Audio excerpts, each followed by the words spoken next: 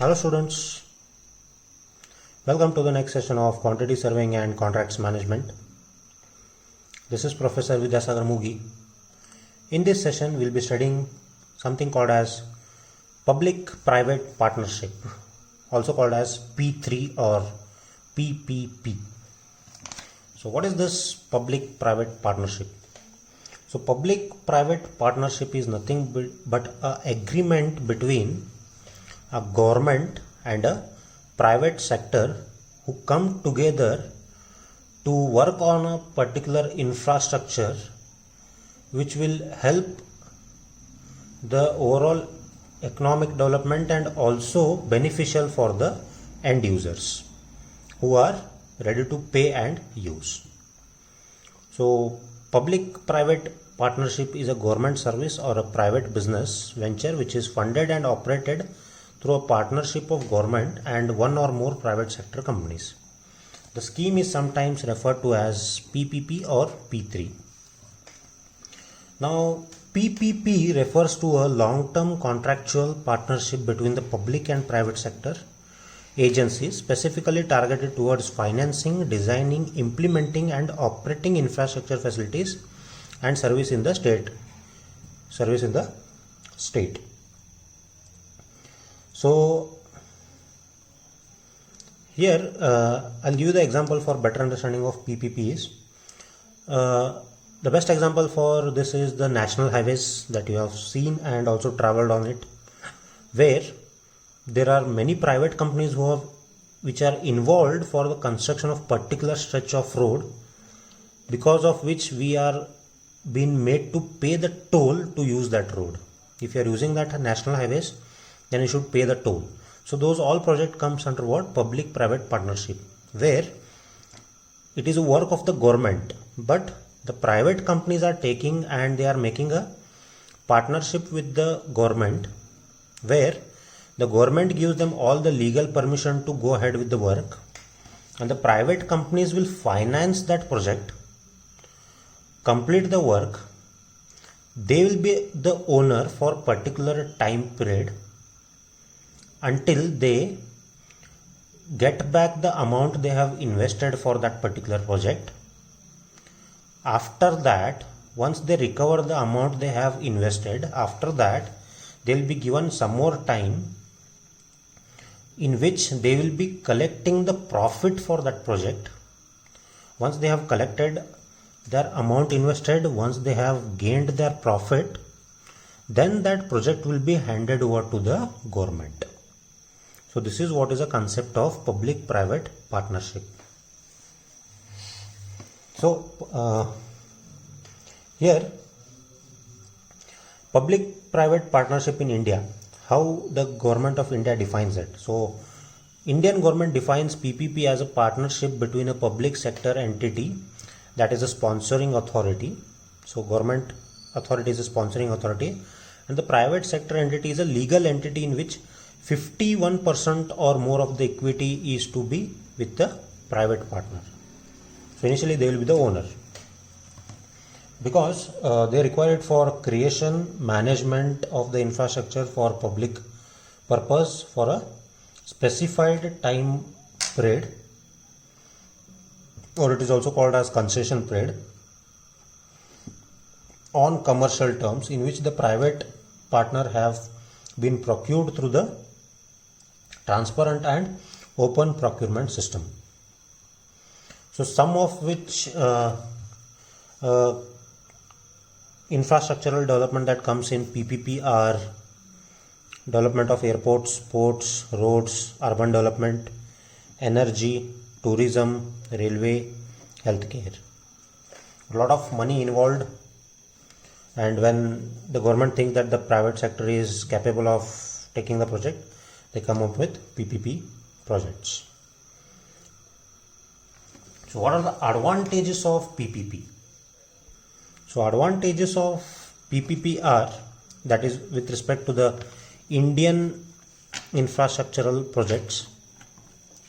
So first we'll discuss the advantages. First one is value for money. So the important advantage of PPP is creation for value for money. This means what? Delivering the project with superior quality for same amount of money. That is when the private sector is involved for a government project. So compared to the government organization, the private organization assures of providing a superior quality of work for the same amount of money. Second one is the risk transfer. So risk transferred to the third party who is best able to manage the risk at the least cost. So risk transfer is advantageous because the party whichever is involved in execution of that work will whole-handedly take out the risk and manage the risk at the least cost.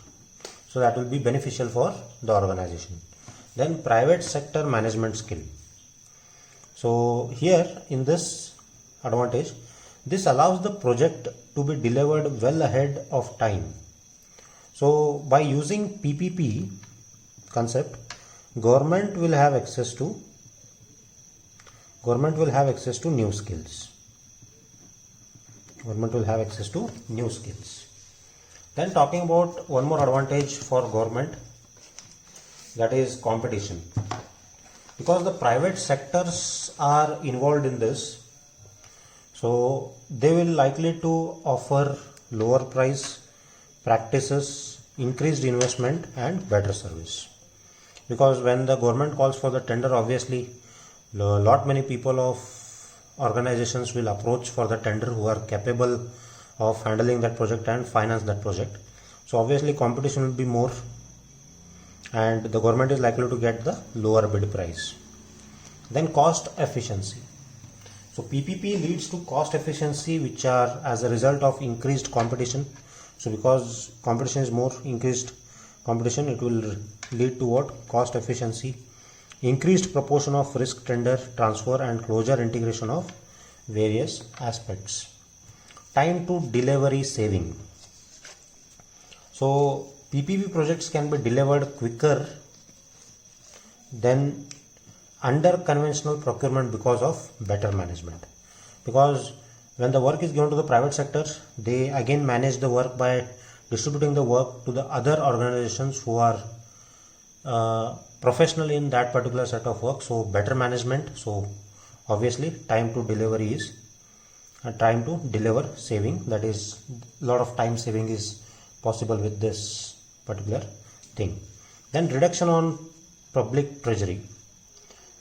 So PPP helps reduce the capital demand on the public treasury for infrastructure development. Then comes the broad support, that is supported broadly by central, state and local body. Because it is a work of the government organization, so there will be no interruption arised by the state bodies or local bodies because the center itself has given the permission to carry out the work. Then other advantages are innovation, private sector's project development skills, transparency of process, involvement of third party financiers. So involvement of third party financiers will be advantages in terms of providing employment to many for a short term basis, but employment will be given for many people. So again, as I said, with advantages comes the disadvantages. So first disadvantage is higher transaction cost. So PPP tries to reduce the total project cost, however trending and developing costs are generally higher. So PPP, as I said, while the time of bidding the cost may be lower, but developing costs are generally higher, which is disadvantage. Lack of coordination. So lack of coordination because when the organization distributes the work to the other organization, it may so happen that the efficiency of the organization depends and differs from organization to organization, and chances of misunderstandings will be more because many organizations are involved. Inefficiencies, PPP can lead to inefficiency due to lack of constructability and completion. So inefficiency, as I said, you cannot expect skilled personals in every organization or skilled labor that is being assigned from different organizations, so inefficiencies are possible. So that is one disadvantage. Then culture gap. So there exists a culture gap between the public and private sectors, which may result in loss of confidence in each other. So culture gap here stands for the way of work or the work atmosphere that is seen in public sectors and private sectors differs completely, which may lose the confidence of each other. Different objectives. So private sector is mainly concerned on gaining the profit from that project, whereas public sector is service oriented. So public sector is mainly dependent on providing the service to the users or the public, civilians, citizens, whereas private sectors are only concerned with the profit that they are going to make with that particular project. Their main motive is what? Make profit, whereas public sector's motive is service oriented. So different objectives also is a major disadvantage. Then lastly comes political and legal problems. So political and legal problems, how they are affected is changing governments and major changes in laws has a very bad impact on PPP projects, because for example, now any project is being quoted for from a particular government. Say a government A calls for a project, that is construction of some major roads, national highways. So when the PPP takes up the project and immediately the government A changes and government B comes into power, then it may so happen that most of the times government B may not support the projects sanctioned by government A, which will be a major loss for the private sector. Here the private sector is going to suffer a lot. So those are the disadvantages of PPP. So hope you followed this. So these were the concepts of triple P. What is triple P and what are the advantages and disadvantages? Thank you very much.